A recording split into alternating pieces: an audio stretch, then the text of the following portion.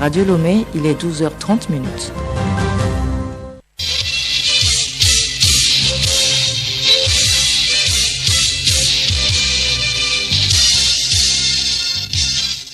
Magazine Pluriel. Théophile Dandakou.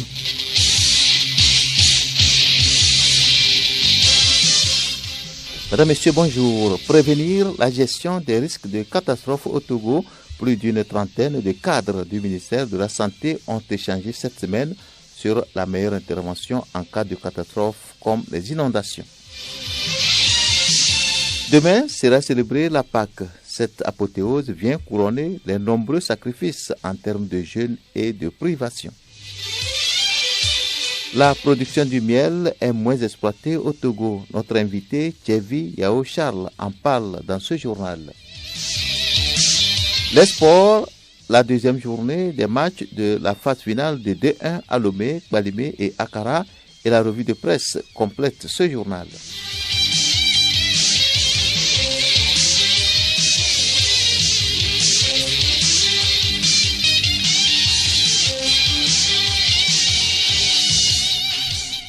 Gestion prévisionnelle des catastrophes. Différentes catégories professionnelles du ministère de la Santé ont échangé cette semaine sur les efforts à fournir en cas de catastrophe des situations comme les inondations. Les participants sont composés notamment de chimistes, biologistes, médecins, infirmiers, sapeurs-pompiers. Ils ont appris comment intervenir en cas d'urgence. Dr Tosa Kokou, coordonnateur du Centre des opérations d'urgence au ministère de la Santé. C'est un projet qui a commencé pour renforcer ce que nous avons déjà fait, parce que depuis plus de 3 ans, nous avons un réseau de personnes formées capables d'intervenir, qui a une urgence sur le terrain, personnes ressources capables de partir sur le terrain 1 heure de temps pour régler les problèmes et appuyer nos hôpitaux, nos services de santé, que ce soit au niveau régional, au niveau district ou dans les cantons et villages. Alors, une partie du travail de ces équipes-là, c'est pour aller faire les prélèvements sur le terrain, informer les populations sur le terrain et puis faire des enquêtes sur l'origine du problème, que ce soit une épidémie ou bien une catastrophe naturelle. Mais vous vous rendez compte qu'il n'y a pas que les prélèvements, la communication, la coordination, mais aussi il y a des soins à faire sur le terrain. Supposons qu'il y a une inondation, que les gens sont emportés par les eaux, que les bâtiments s'écroulent sur les gens, il faut des soins à apporter directement sur le terrain. Là, ce n'est plus l'hôpital. Donc, une deuxième partie de ces personnes formées sont alors des techniciens de santé, des gens qui donnent les soins dans les hôpitaux. Et eux, quand on les déploie sur le terrain, ils sont directement à même de donner des soins, de secourir, de soigner les blessures, de soigner les maladies selon l'épidémie ou autre urgence qui est en train d'arriver sur le terrain. C'est ceux-là qui font partie des équipes médicales d'urgence. Donc c'est un processus qu'on veut renforcer. Et c'est à ce titre que l'Organisation ouest-africaine de la santé et l'OMS sont en train de faire une activité de lancement et d'information de tous les acteurs. Les équipes sur le terrain, ce n'est pas seulement des médecins et des infirmiers, mais ça peut être aussi des épidémiologistes, ça peut être des brancardiers, des ambulanciers, des techniciens de l'environnement, des chimistes, des sapeurs-pompiers, les services de santé des armées, les journalistes, entre autres, pour aller sur le terrain. Donc, c'est une portée très large, multisectorielle, qui est visée alors pour donc lancer cette activité de sensibilisation pour que tous les secteurs soient informés que nous avons quelque chose à faire ensemble, aller secourir les populations sur le terrain en cas d'urgence, que ce soit épidémie ou bien catastrophe naturelle. Restons toujours avec le docteur Tosa Kokou pour rappeler le contexte des risques de catastrophe au Togo. Le contexte prédominant, c'est le contexte de la pandémie au Covid-19. Mais quand cela ne tienne, nous, on ne baisse pas la garde. Nous savons que notre pays a été épargné jusqu'à présent d'Ebola.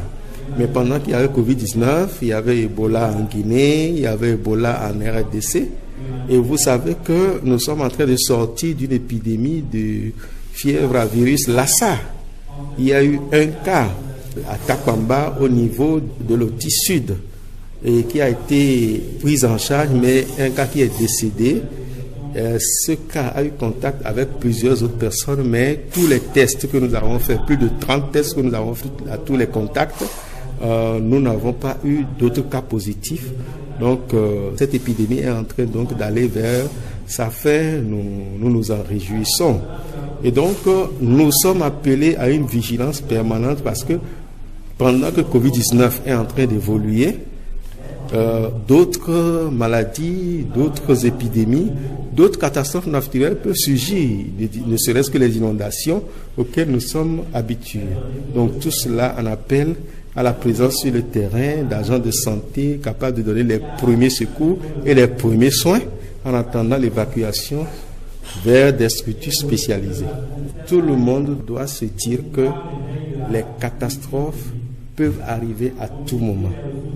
Donc se préparer au niveau personnel, surtout au niveau communautaire, à la solidarité.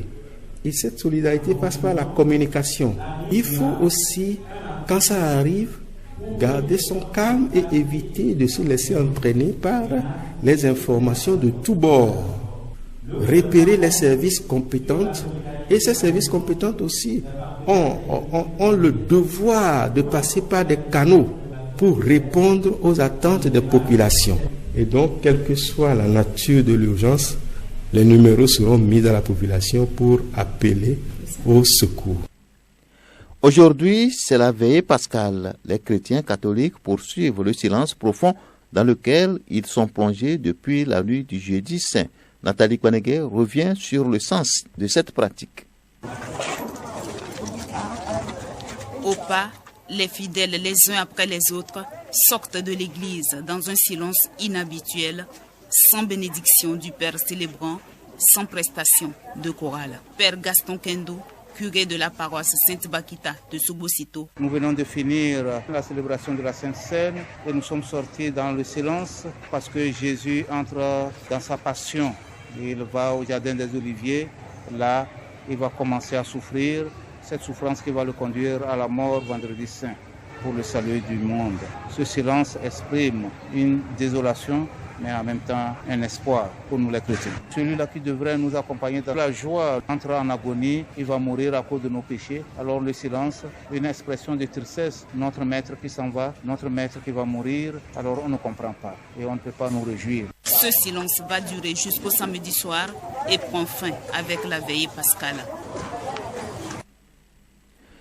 Hier vendredi, les catholiques ont observé le chemin de croix à la 13e station de ce chemin de croix à la place Saint-Pierre au Vatican.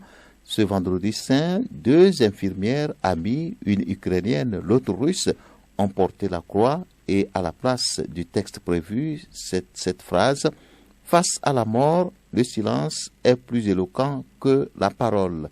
C'est ce qui a retenti. Ils fêtent au bout des sacrifices consentis. Les chrétiens catholiques vont célébrer Pâques demain dimanche après 40 jours de privation, d'abstinence et de prière. Pâques est donc la plus grande fête chrétienne. Le magazine de Viviane Kalao présente les préparatifs de la Pâques. Le magazine est présenté par Grace Goto. Comment te dire que je ressens, tes bienfaits sont trop grands. La fête pascale est une fête à travers laquelle tout chrétien cherche à s'approcher de Dieu en lui demandant le pardon, sa protection tout au long de sa vie. Les fidèles catholiques et évangéliques. Je continue de lui demander de me pardonner toutes mes fautes qu'il a fait, qu'il puisse m'accorder toutes ces grâces et que cette lumière qu'il va nous amener puisse nous éclairer davantage. La protection divine est aussi très importante. Quand il y a la protection divine, tout ce que tu demandes y est. La foi et le sérieux doivent être les maîtres mots de tout chrétien en ce moment pascal. Père Martin Meguema, vicaire à la paroisse Bon Pasteur de Kara, Tchaloudé. C'est un temps de pénitence et de conversion profonde qui doit aboutir au sacrement de la confession avant la Pâque. Si le Christ n'est pas ressuscité, alors vide est notre message, vide aussi est notre foi. 1 Corinthiens chapitre 15 verset 14. Comme l'argile devant les potiers, Donne-moi la forme qui te plaît.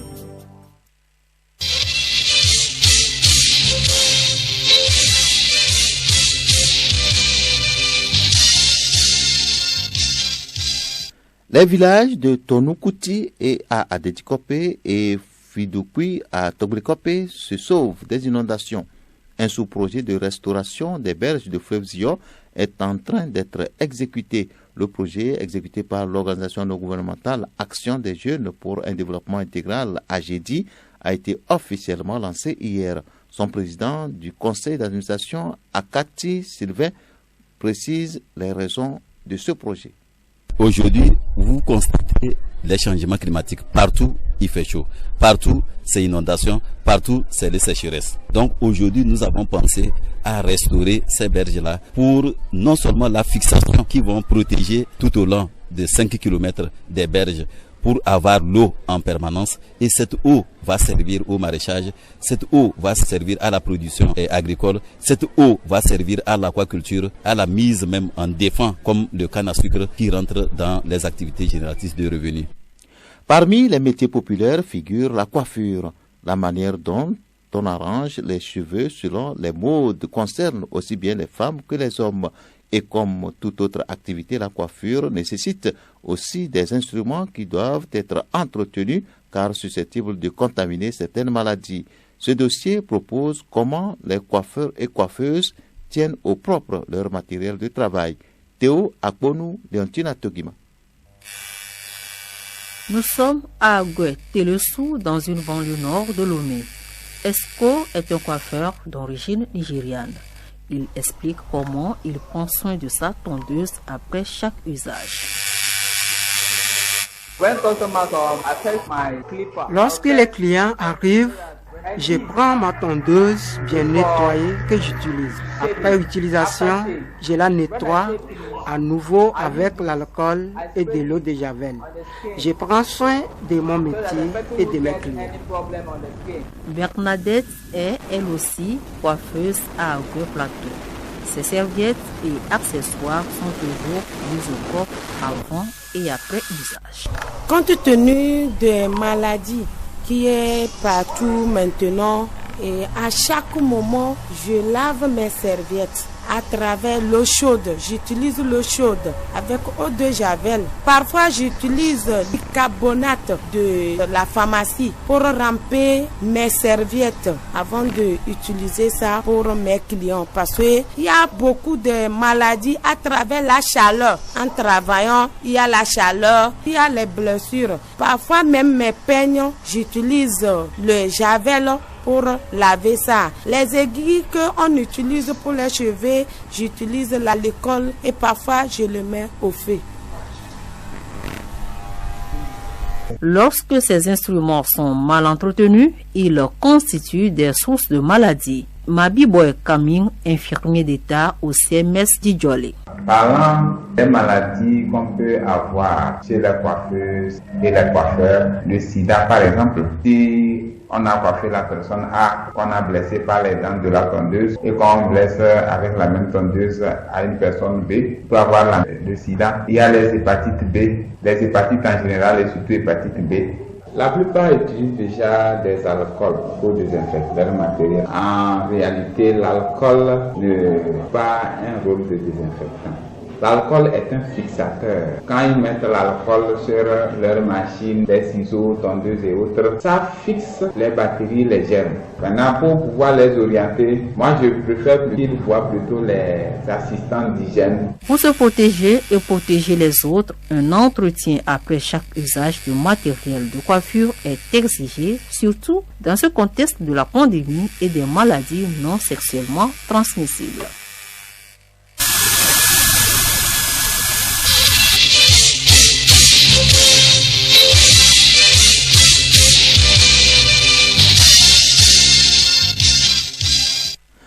Il guérit les maladies. Le miel, sa production est une nouvelle activité au Togo, mais les méthodes quasi traditionnelles rendent la filière moins productive. En vue de redynamiser le secteur apicole, le gouvernement a initié plusieurs projets en ce sens. Radio Lomé reçoit pour cela Thierry Yao Charles, vice-président de l'Association togolaise des apiculteurs. Il répond au micro de Kilim Poyode. Monsieur Tchevi Yao Charles, bonjour. Bonjour. Comment se porte le secteur du miel au Togo à ce jour? Merci beaucoup pour la question. Aujourd'hui, le secteur du miel a connu beaucoup d'évolutions puisque à ce jour, il y a beaucoup d'apiculteurs modernes installés sur toute l'étendue du territoire par rapport aux années précédentes. Nous avons connu beaucoup d'évolutions puisqu'il y a beaucoup de personnes qui connaissent maintenant l'importance des abeilles et l'importance de l'activité apicole au Togo. Quelle est la contribution des abeilles dans l'équilibre de la nature? Les abeilles nous aident beaucoup, surtout les agriculteurs, parce que ce sont les abeilles qui favorisent la pollinisation de nos cultures. Par exemple, si tu as un champ de maïs, pour que ton maïs te donne beaucoup de graines, ce sont les abeilles qui vont polliniser le maïs pour que le maïs donne beaucoup de graines. C'est pareil pour beaucoup de cultures, des fruitiers aussi. Si tu as les abeilles qui sont dans ton domaine de culture, tu vas avoir beaucoup de production, plus que celui qui n'a pas d'abeilles dans son domaine. Et nous encourageons les gens à rentrer dans l'apiculture, puisque quand quelqu'un place une ruche dans une forêt, il va faire tout pour protéger la forêt contre les feux de brousse, pour que le feu n'entre pas dans la forêt. L'apiculture contribue beaucoup à la protection de l'environnement. Et les abeilles aussi font beaucoup pour que nous ayons des graines. Par exemple, ce n'est pas l'engrais qui donne des fruits. La production du miel, est-ce un secteur rentable tant pour le producteur que pour l'État? L'apiculteur gagne beaucoup en s'investissant dans l'apiculture. Pourquoi? Les abeilles sont dans la brousse. Ils se nourrissent des fleurs, des nectars. Donc, tu n'as pas à dépenser pour nourrir tes abeilles. Les abeilles sont là, il suffit de leur donner un bon milieu. Donc, tu n'as pas à faire beaucoup de dépenses économiques pour tes abeilles. Mais par contre, quand les abeilles vont finir leur travail, ils vont faire leur miel, toi tu récoltes, il n'y a pas beaucoup de dépenses là aussi. Mais quand tu auras ton miel et la cire d'abeille, il y a beaucoup de produits aussi dans la ruche. Il y a par exemple la propolis que nous avons aussi dans la ruche. Il y a la gelée royale que nous avons, les pollens que nous récoltons. Quand l'apiculteur a tous ces produits-là, il va pouvoir les vendre et avoir son économie. Donc, il va dépenser peu pour en gagner beaucoup. Tous ceux qui font l'apiculture vont gagner plus que ce que la personne qui fait les cultures que nous faisons habituellement. Maintenant, pour l'État, quand un individu dans un village ou bien dans un pays a ses revenus journaliers, mensuels ou bien annuels, nous savons que ça aide l'État aussi parce que il y a beaucoup de pauvreté qui se réduit. Il y a le déplacement de ces produits. Quand on va déplacer le miel, par exemple, de Séquence vers Lomé, il y a des taxes qui se paient au niveau des péages. Donc ça aide aussi l'État économiquement. Je rappelle que nous recevons aujourd'hui M. Tchevi Charles. Il est le président adjoint de l'Association togolaise des producteurs de miel. Alors, M. Charles Yao, que faut-il pour faire l'apiculture? Nous savons que pour faire l'agriculture, il nous faut des matériels. Et l'apiculture aussi a besoin des matériels. Pour pouvoir commencer, tu as besoin d'un milieu propice pour les abeilles. Il faut savoir ce que les abeilles aiment. C'est pas toutes les fleurs qui sont bonnes pour les abeilles. Donc, il faut connaître les différentes fleurs qui attirent les abeilles. Il faut une ruche. C'est la maison des abeilles. Il faut ce qui attire les abeilles vers la ruche. Donc, tu peux nettoyer la ruche avec du citronnelle. Et ça attire les abeilles. Quand les abeilles sont rentrées dans la ruche, il faut aller les voir, il faut aller les visiter. Donc, il te faut une combinaison pour pouvoir aller. Il faut des enfumoirs qui te permettra de calmer les abeilles avec du fumier. Il y a des lève-cadres. Parce que quand les abeilles rentrent dans la ruche, ils vont coller les cadres contre la ruche. Donc, c'est difficile de les enlever. Donc, il faut des lève-cadres. cadre. Le miel est désormais une matière première agricole qui s'échange sur les marchés du monde entier et le contrôle est devenu un enjeu de souveraineté alimentaire. Pourquoi le miel a-t-il pris cette place capitale dans l'économie des États? Il y a beaucoup d'études qui ont été faites et qui ont révélé que le sucre n'est pas bon pour la santé. Et avant, il n'y a pas eu beaucoup de recherches sur l'importance du miel. Mais à l'heure où nous sommes, il y a eu beaucoup d'études concernant l'importance du miel. Et beaucoup de médecins ont approuvé que le miel est bon pour la santé. Et maintenant, il y a beaucoup qui n'utilisent plus du sucre. Donc, à l'heure où nous sommes, presque tout le monde connaît l'importance du miel. Et donc, son importance. C'est pour ça, actuellement, presque tous les États s'intéressent au miel plus que le sucre habituel que nous utilisons. Cela veut dire que le miel est devenu une source de revenus très important pour les États et ça les aide aussi à réduire certaines maladies au sein de leur population. Vous, ici à Dagny, où nous nous trouvons, bénéficiez-vous des projets de l'État comme le projet d'appui au secteur agricole PASA? Oui, ici à Dagny, nous bénéficions de ces projets. Avec l'appui de l'ICAT, nous bénéficions des produits de PASA par des coopératives. Donc, tous ceux qui ont fait des coopératives agricoles, ils ont l'opportunité de décrocher ces projets-là et qui sont appuyés par le PASA et le FAEJ, le FNFI qui étaient passés aussi. Il y a eu des bénéficiaires à Dagny ici. Y a-t-il des efforts pour amener les apiculteurs à se professionnaliser en adoptant les méthodes plus modernes? Au Togo, actuellement, il y a beaucoup de centres de formation, il y a des associations apicoles. Nous avons AEH, Apiculture, Environnement, Humanité, qui regroupe 4 préfectures. Il y a Dagny, Pelé, Kloto et Agou. Nous avons l'interprofession de l'apiculture. Ça, c'est sur le plan national, qui regroupe tous les apiculteurs du Togo. Nous avons un centre de formation qui est implanté à Dagny, qui forme tous ceux qui désirent se lancer dans le domaine apicole.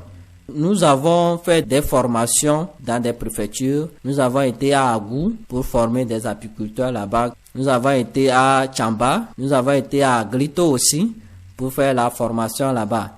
Nous avons été dans les délais, dans la préfecture de Blita. Il y a beaucoup de formations que nous faisons sur le plan national qui renforcent la capacité des apiculteurs.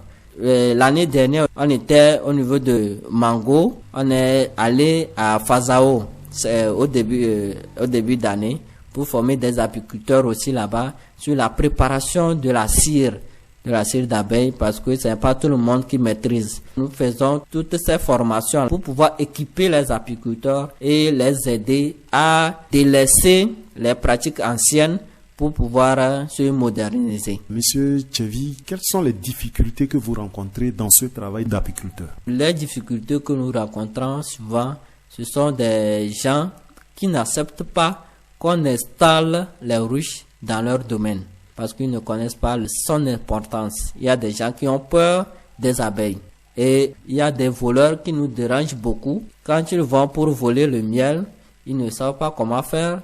Ils sont obligés de casser les ruches pour pouvoir récolter le miel.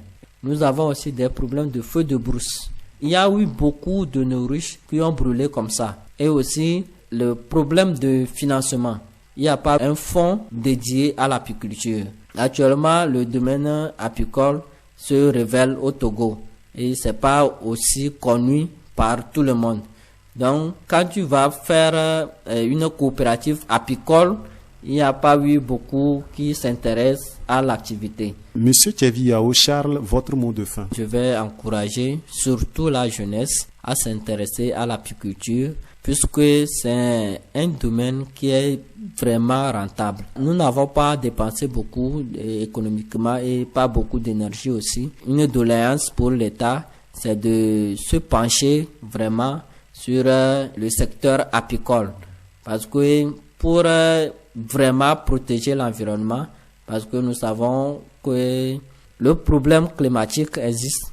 Donc pour pouvoir lutter efficacement contre les feux de brousse, il faut adopter l'apiculture en formant des jeunes dans toutes les préfectures, en leur mettant à disposition les forêts classées pour qu'ils puissent mettre des ruches dedans et pouvoir protéger cette forêt-là contre les feux de brousse. Monsieur Tchevi Yao Charles, merci. C'est moi qui vous remercie.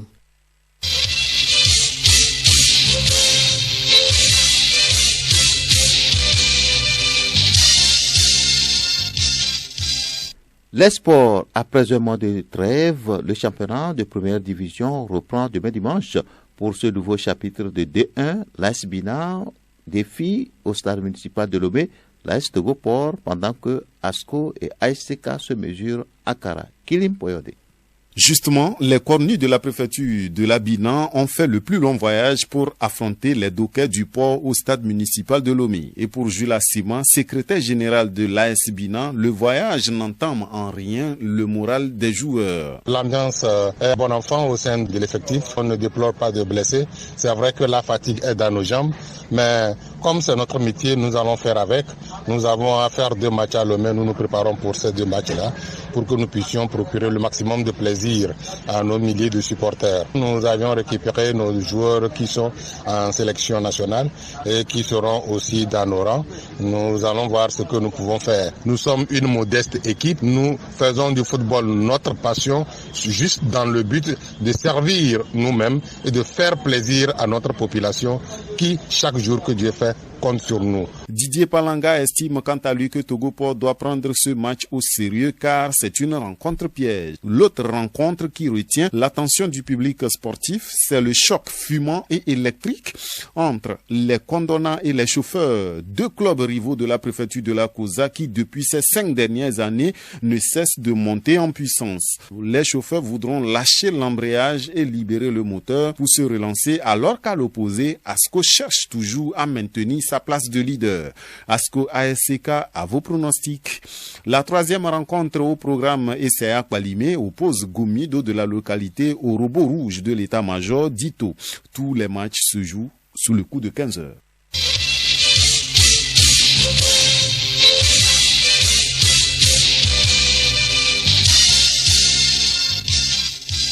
Revue de presse, la préoccupation actuelle des populations et du gouvernement, la vie chère, les parutions en parlent dans leurs colonnes. Elles se réfèrent notamment aux différentes mesures envisageables afin d'atténuer la situation. Revue de presse, Léontine Atogiba. Suspension de la taxe sur les voitures à moteur TVM, plafonnement des transports, voilà les premières dispositions prises par le gouvernement pour amortir l'inflation des prix des produits de première nécessité. Selon l'éveil de la nation, le nouveau tarif fixe le plafond des frais de transport des personnes et des marchandises. Le libéral rappelle que la suspension de la TVM ne concerne que toutes les catégories de véhicules de transport de marchandises et de personnes à usage commercial. À ce sujet, le changement se demande pourquoi ne pas étendre la mesure aux autres véhicules. La lanterne abonde dans le même sens et s'interroge également. En décidant la suspension de la TVM pour uniquement les véhicules de transport de marchandises et à usage commercial, le gouvernement veut-il insinuer que les propriétaires des véhicules à usage personnel sont épargnés par le phénomène de la vie chère, se demande la parution. Cette décision a priori salutaire ne compte que pour du beurre, note Flambeau des démocrates. Selon les explications de l'hebdomadaire, cette mesure devrait toucher la masse, surtout si tant est qu'elle est faite pour soulager les populations. Le journal va plus loin en proposant une mesure de détaxe en faveur des taximotos ou encore des mesures de détaxe qui touchent directement les importations avec une répercussion sur les produits de première nécessité. Pour finir, Flambeau des démocrates interpelle le chef de l'État car du phénomène de la vie chère, les Togolais n'en peuvent plus, estime le journal.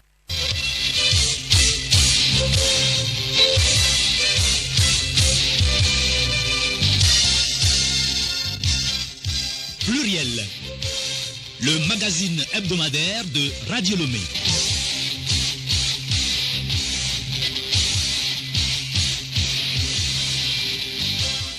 C'est fini pour aujourd'hui. Retenons l'essentiel. Et l'essentiel, c'est prévenir la gestion des risques de catastrophe au Togo.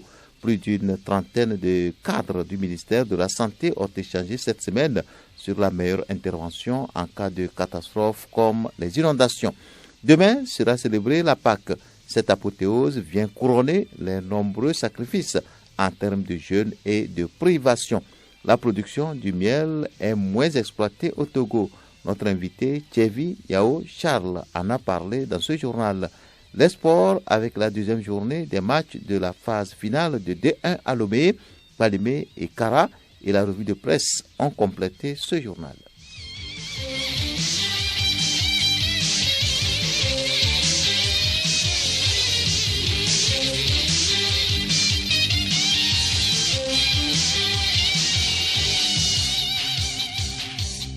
Radio Lomé.